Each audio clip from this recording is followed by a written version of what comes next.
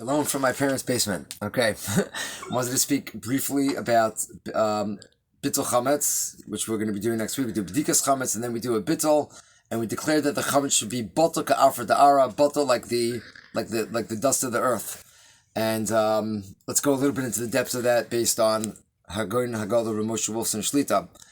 He points to, well, it's well known that Chametz is a mashal for the Yetzer Hara. When the Gemara in Brachos says, right, one of the sages return to Hashem every day and say, it is revealed before you that our will is to do your will, but what stops us? Okay, one of the things he said is the Se'or Shebe'isa, the leaven in the dough, and the and it's brought down that that's a mashal for the Yetzer Hara.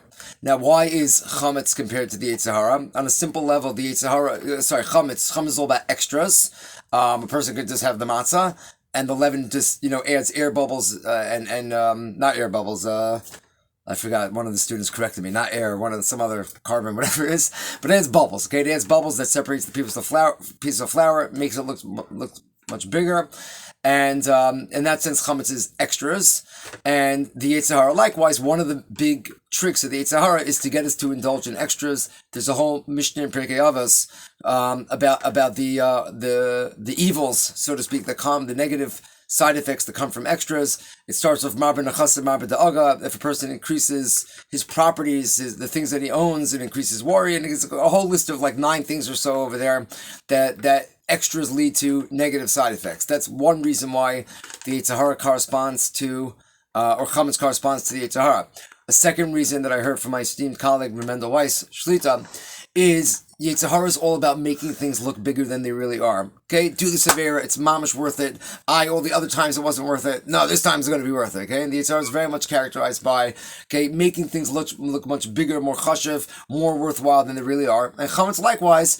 Okay, if you ever made challah or saw your mother, your wife make challah, okay, you have this little ball of dough, and all the leaven is really doing, like we said before, is just adding in bubbles and separating that flour so that it looks much bigger than it really was. And these are 2 explanations of why Chametz corresponds to the Yetzer Hara. Now, once we understand that Chametz corresponds to the Yetzer Hara, we can understand that Bittul Chametz is a lesson in how to relate to the Yetzer Hara and how to kind of get rid of the Yetzer Hara and give him a punch in the stomach. And what is the lesson over here? Bittul ka'afar da'ara.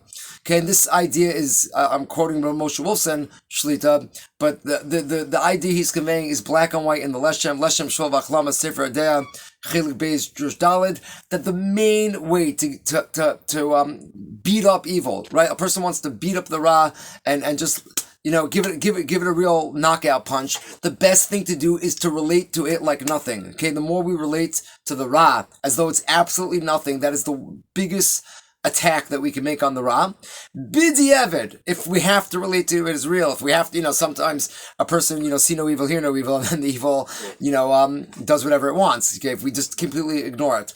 So b'diavad, if we have to acknowledge that the evil is there, so b'diavad, we have this eitzah called leitzanusa d'avodah zara, which the Gemara says all leitzanas, all mockery is forbidden, the leitzanas of avodah zara. Mockery of avodah zara is desirable because it's kind of this idea of not relating to it as being something real. It's one step removed from that, and this is the lesson to relate to the Ra as though it's nothing. Bittul ka'afar da'ara. Now, once we take note of the fact that the bittul is ka'afar da'ara, like das, with this explains Rav Wolfson. We have a tremendous pshat in a medrash about Avram Avinu. Avram Avinu is tracing after the 4 kings in Parshas Lech Lecha, and the medrash says that he had this, or as a Gemara, a medrash, I'm not sure, he had this dirt, he would throw on them dirt and it would turn into arrows and rocks, and harm them. Now, of course, it totally could be that it was an ace that Hashem did, to actually have dirt turn into arrows and rocks. However, like what we're saying, explains Rav Wolfson, we could say another pshat, that he related to them as being absolutely nothing, and by relating to the Ra as being absolutely nothing, it simply took away its power. This is also reminiscent of the famous Nefesh HaChaim. I forgot where it is. I believe it's somewhere in Shar Gimel of Nefesh HaChaim. The very famous idea that it's really a Gemara in Chulin, that the more a person concentrates on Einom Levado, the more the Ra completely loses its power. And it's a Gemara in Chulin, I believe, that it says there was a machshefa, a witch, that tried to do kisha from one of the Talmudic sages, and he goes, do what you want, okay? I'm living with Einam Levado, and in the realm of Einam Levado, you're not going to have any power. Okay, it's a reminiscent idea. Okay, and this is the lesson that we have from Bittul Chametz to relate to the Ra as though it's nothing. Now, that was part one. Let me do a little bit extra. Okay, hopefully this recording won't be too long. I just want to add an extra shlav because it's so geschmack, and it's I usually, in saying over geschmack things, I lack self-control. Okay, I got to say it over. The mitzvahs aseh, okay, getting rid of chametz involves two mitzvahs lo sasehs and one mitzvah aseh. There's bayira and bayimatzah. You can't see it and you can't own it. Those are the lo sasehs. And there's a mitzvah aseh of tashbisu. Now, so tashbisu is the mitzvah aseh to get rid of chametz, and like what we're saying that the chametz represents the Ra, the mitzvah aseh to get rid of the chametz is kind of like a commandment to get rid of the Ra and to fight against the Yetzer Hara. With this in mind, consider the following. The Ra, we find in the Gemara that Ra is characterized by, viewing itself on par with God. And if the slogan of the Jewish people is Eino Milevado and Shema Yisrael Hashem Elokeinu Hashem Echad, okay, if that's the slogan of the Klal Yisrael, then the slogan of the Ra is Yeshu Milevado. There is something other than God. There's us. There's God and there's us. And Chas v'Shalom says the system of evil, it's on par with God. Whereas an explicit Gemara, where we see that evil relates to itself as being on par with God, the Gemara Chav Amud Aleph in Sanhedrin, maybe just hold it both hands. Okay, the Gemara in Sanhedrin Chav Amud Aleph says that it says if a defendant in Bezdin does not think of his own defense, Bezdin helps him. Okay, Bezdin lets him know, by the way, you have the following things you could defend yourself. Says the Gemara that there's one exception, and that's a mesit. Okay, someone that gets someone else to do avodah zarah. Okay, says the Gemara, for a mesis, if he doesn't think of his own defense, we don't let him know what he's able to defend himself. Ask the Gemara Minayin, from where do we learn this? Answers the Gemara from the Nachash. Okay, the Nachash in Gan Eden. Says the Gemara, What is it that the Nachash could have said in its own defense, but it didn't think of it, and then Hashem didn't help him because he was like a mesit in getting of Adam to sin. He was like a mesis, and we see Hashem didn't help him. So says the Gemara, what is it that he could have said that Hashem could have let him know that he's able to say it, but since he's a mesis, Hashem didn't help him? Answers the Gemara, he could have said the line that we know this line from the halacha Ein Shlich L'Dvar Avera. Okay, says the Gemara, why Ein Shlich L'Dvar Avera? If Joe sends Stephen to kill somebody, okay, I don't know. Let's use some mafia names. Okay, if Anthony sends sends Luigi to kill somebody. Okay, and Luigi's a shlich dvar avera. So even though in Torah we have shlichos, but ain't shlich dvar avera. Okay, Luigi cannot say, "Oh, Anthony's the one that sent me, so I'm putter in whoever I killed." Ain't shlich dvar avera. Why ain't shlich dvar avera? Says the Gemara. Divrei harav. It's a svara. Says the Gemara. Divrei harav, divrei atam, divrei mishomim, divrei harav shomim. If the Rebbe says something and the Talmud says something, who do you listen to? You listen to the Rebbe. So if Hashem says don't kill, and the Mishalech says kill, right, you have to listen to Hashem, not to kill. And therefore, ain't shlich d'var ver. But that's this idea. Divrei harav, divrei atam, divrei mishomim, divrei harav shomim. Says the Gemara, that is what the Nachash could have said in its own defense. Okay, the Nachash could have said to Hashem, you're punishing me because I seduced Chava to sin? Well, you, God, the Rebbe, said she shouldn't eat from the Eitz Das. I, the Talmud, said that she should, yes, eat from the Eitz Das. Okay, true, it wasn't so nice of me to, seduce her like that, but when all said and done, what are you blaming me? When you, the Rebbe, God, speak, and I, the Talmud, the Nachash, speak, who's Chava supposed to listen to? The Rebbe. So don't blame me that she listened to me and not to you. Okay? Oh, so that's what the Gemara answers, that the Nachash could have said in its own defense, but it didn't.